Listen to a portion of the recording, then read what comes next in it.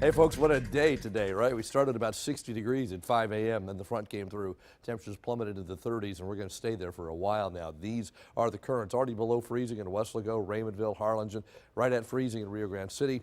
Everybody else 33 to 34, so very close to the freezing mark of 32 degrees. Winds are sustained out of the north at anywhere from 10 to 20, 22 miles an hour, 18 in Brownsville, so that makes it feel like it's in the upper teens and low 20s. Feels like 19 in Weslaco. Feels like 22 in McAllen right now, so the wind chill indices are very, very low. That's why that wind chill advisory and warning is in effect for tonight. Now our lows tonight, the actual temperatures will bottom out around 30 or so we're almost there. It's not going to go down a whole lot more from where we are right now.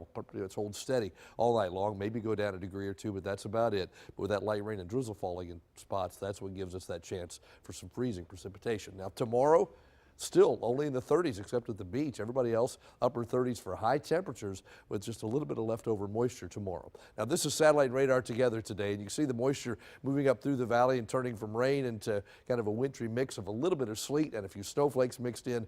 The latest radar images show there's still a lot of that stuff in the western part of the valley. Let's see if we're seeing many snowflakes from within that. Not very many. Had some pretty good stuff in the western valley early, but it was all just flurries, nothing sticking to the ground. And then there's some ice in places. A lot of cars have ice on the windshields now because temperatures, again, at or below freezing, so exposed surfaces can chill very quickly and end up with things freezing. The ground is still warm. It was 60 degrees overnight, so the ground is still warm, so it takes a while for the ice to be able to accumulate there because the ground has to cool off first, but still a lot of light stuff around. Now Future Track says overnight most of the moisture moves offshore, and by the time it does that, then temperatures drop to freezing, so most places probably miss out on any significant icing at all as the moisture is offshore by the time the temperatures get to at or below freezing in many areas. But still, that mist, that real light stuff, the radar doesn't even pick up and the models don't often pick up on, that's what could cause the problems.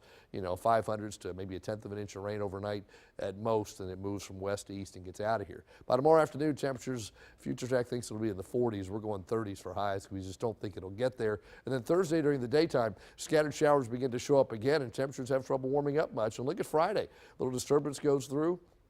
Actually, a pretty good disturbance. Gives us a good chance of rainfall again, and temperatures on Friday still in the 40s all day long. So your rain chances tomorrow, spotty stuff.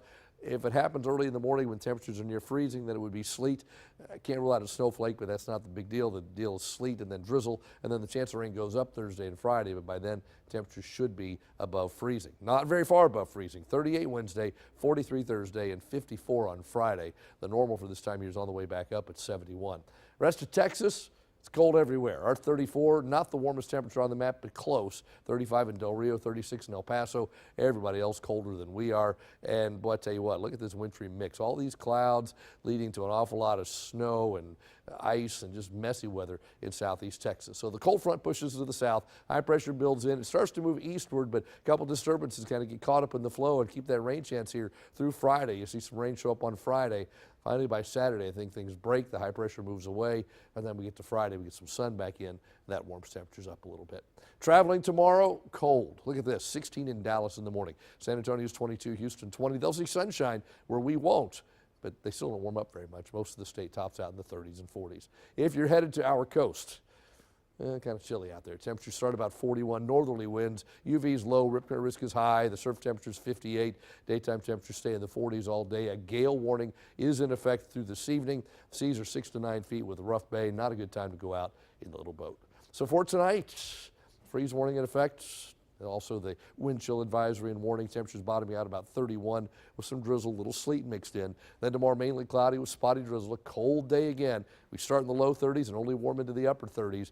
Not as windy as today. That'll be the big change from today to tomorrow, but still cold. Back to 43 on Thursday. That's still a cold day. Friday, only 54. By the time you get to the weekend, though, look, just in time for Saturday and Sunday, sunshine returns and the Chamber of Commerce is happy again as temperatures climb back into the mid-70s. That is your updated First 25 forecast.